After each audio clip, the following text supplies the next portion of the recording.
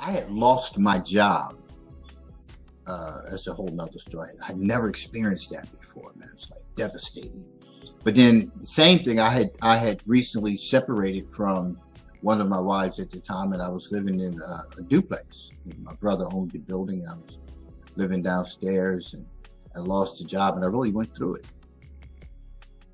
And sure, I'm sure I wasn't the best person at that time, but like, at what point would you think that empathy, even sympathy, would have kicked in for her?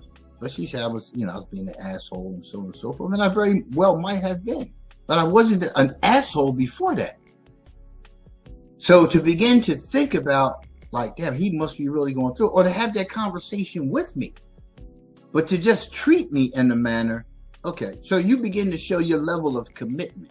I don't need anybody in my life, especially somebody who is supposed to be my woman, who doesn't express any level of empathy about what I had just been subjected to as a man, which I had never been through in my life. And here I am, and I told y'all where I came from. Here I'm in this position where I separated from this marriage that was no good for me.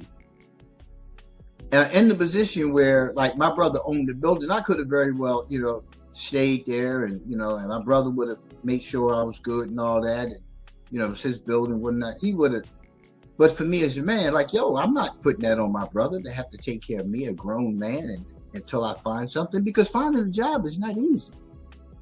I was on unemployment for a whole year and still looking for a job. It took me a year. It was like the same week that I got this job was the same week my benefits were going to end.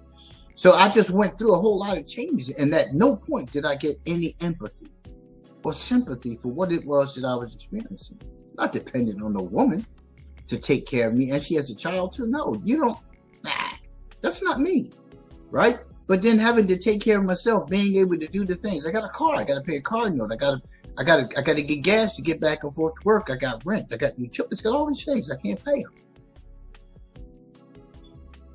So, her and I, we parted ways. But then at some point, maybe about a year or so later, we ran into each other, and sitting in the car talking, and she told me that she had gotten pregnant during this period of my hell, and that she had aborted the child. My whole soul just dropped. And I'm like, we was cool.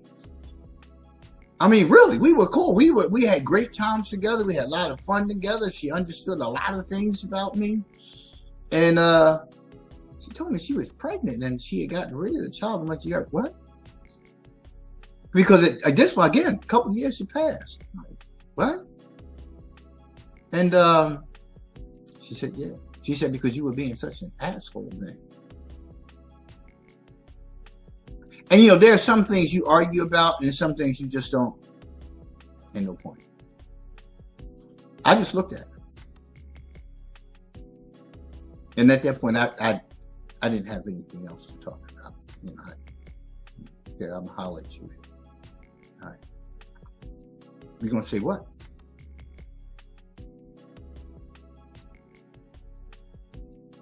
So when I look at those kinds of things, right?